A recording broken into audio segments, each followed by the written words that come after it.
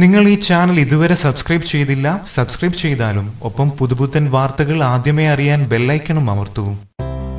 നടി ആക്രമിക്കപ്പെട്ട സംഭവത്തിൽ ദിലീപിന് ഒരു പങ്കുമില്ലെന്നാണ് കരുതുന്നത് എന്ന് അമ്മ പ്രസിഡന്റ് എംപിയുമായ ഇന്നസെന്റ് താൻ തന്നെ ദിലീപിനോട് നേരിട്ട് ഇക്കാര്യം ചോദിച്ചു എന്നാണ് ഇന്നസെന്റ് വ്യക്തമാക്കിയിരിക്കുന്നത്. തൃശൂരിലെ തന്റെ വീട്ടിൽ വെച്ചായിരുന്നു ഇന്നസെന്റിന്റെ വാർത്താ സമ്മേളനം. മാധ്യമങ്ങളെല്ലാം ഇത് തത്സമയം സംപ്രേഷണം ചെയ്യുകയും ചെയ്തു. കഴിഞ്ഞ ദിവസം കൂടി ദിലീപ് തന്നെ ഫോണിൽ വിളിച്ചിരുന്നുവെന്നും ഇന്നസെന്റ് വ്യക്തമാക്കുന്നുണ്ട്. തന്റെ സ്വതസിദ്ധമായ ശൈലിയിലായിരുന്നു ഇന്നസെന്റിന്റെ പ്രതികരണങ്ങൾ. ദിലീപിനെതിരെ ഏതെങ്കിലും തരത്തിൽ ഗൂഢാലോചന നടക്കുന്നുണ്ടോ എന്നായിരുന്നു ഒരു മാധ്യമപ്രവർത്തകന്റെ ചോദ്യം. അതൊന്നും തനിക്ക് അറിയില്ല എന്നായിരുന്നു മറുപടി. വിഷയവുമായി ബന്ധപ്പെട്ട് ദിലീപിനോട് താൻ തന്നെ നേരിട്ട് ചോദിച്ചതാണ് ഇന്നസെന്റ് പറയുന്നത്. എടാ ദിലീപേ, ഈ പറയുന്നതിൽ എന്തെങ്കിലും കാര്യമുണ്ടോ എന്നായിരുന്നു അത്രേ ചോദ്യം.